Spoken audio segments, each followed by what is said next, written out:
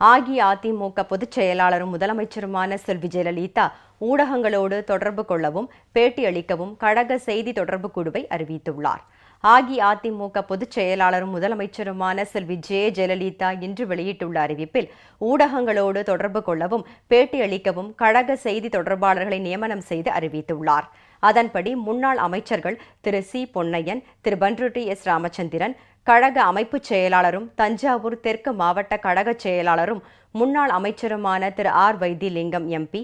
கழக இலக்கிய அணி செயலாளரும் முன்னாள் அமைச்சருமான திருமதி ப வளர்மதி, தலைமை கழக பேச்சாளர் திரு நாஞ்சில் சம்பத், முன்னாள் சட்டமன்ற உறுப்பினரும் தலைமை கழக பேச்சாளருமான டாக்டர் கோ சமரசம், முன்னாள் மத்திய அமைச்சர் திரு எஸ் ஆர் பாலசுப்ரமணியன் எம்பி, முன்னாள் அமைச்சர் டாக்டர் வைகை செல்வன், கழக மகளிர் அணி துணைச் செயலாளர் செல்வி சி ஆர் சரஸ்வதி,